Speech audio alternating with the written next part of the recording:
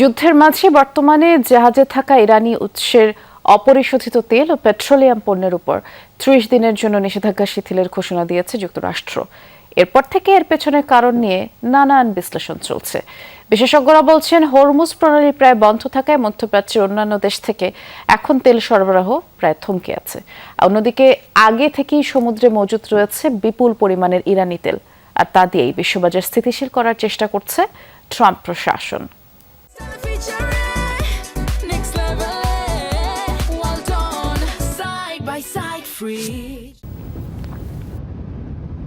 মধ্যপ্রাচ্যে চলমান সংঘাতে বিশ্ববাজারে তেলের দাম এখন তুঙ্গে। নানা পদক্ষেপ নিয়েও পরিস্থিতি নিয়ন্ত্রণে আনতে হিমশিম খাচ্ছে যুক্তরাষ্ট্র। শেষ পর্যন্ত যে ইরানের বিরুদ্ধে যুদ্ধে নেমেছে ওয়াশিংটন, সেই ইরানের তেলের উপরই নিষেধাজ্ঞা শিথিল করতে বাধ্য হলো তারা। হরমুজ প্রণালী প্রায় বন্ধ থাকায় বাজারে একেবারে কমে গেছে তেলের সরবরাহ। ফলে গ্যাস, বিদ্যুৎ, পরিবহন লাফিয়ে বাড়ছে সবকিছুর দাম। এতে কেবল যুক্তরাষ্ট্র নয়, চাপের মুখে গোটা বিশ্বের অর্থনীতি। বাড়তি খরচে সাধারণ মানুষের হাঁসফাঁস অবস্থা। এমন পরিস্থিতিতে বাজারে তেলের মজুদ বাড়াতেই তেহরানের প্রতি শিথিলতা দেখালো ওয়াশিংটন। হরমুজ প্রণালী বন্ধ থাকায় মধ্যপ্রাচ্যের অন্যান্য দেশ থেকে তেল আনা আপাতত সম্ভব হচ্ছে না। অন্যদিকে আগে থেকেই সমুদ্রে মজুদ ছিল ইরানের বিপুল পরিমাণ তেল, যা নতুন করে উৎপাদন না বাড়িয়েই সরাসরি বাজারে ছাড়া সম্ভব।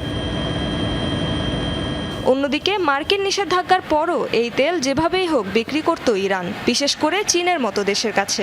এর পরিবর্তে এই তেল মিত্র দেশগুলোর ভান্ডারে যোগ করাটাই বেশি যুক্তিযুক্ত বলে মনে করছে যুক্তরাষ্ট্র। এতে করে জ্বালানি সংকটেও মিলবে কিছুটা স্বস্তি।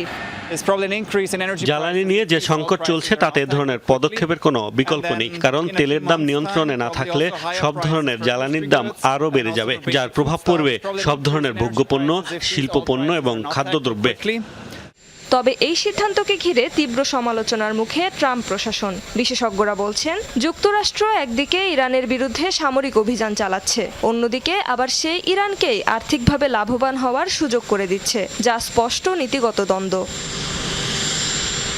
অনেকের মতে ইরানের এই অতিরিক্ত তেল বাজারে খুব অল্প সময়ের জন্য স্বস্তি এনে দিতে পারে, কারণ এর পরিমাণ বিশ্ব চাহিদার তুলনায় খুবই সীমিত। ফলে মূল সমস্যা থেকেই যাচ্ছে। তাদের মতে পরিস্থিতি এখন এমন জায়গায় পৌঁছেছে যেখানে আসল সমাধান একটাই, হরমুজ প্রণালী আবার চালু করা, নইলে দীর্ঘমেয়াদে বড় ধরনের সংকটে পড়বে বৈশ্বিক অর্থনীতি। রেজওয়ানা সায়মা, যমুনা নিউজ।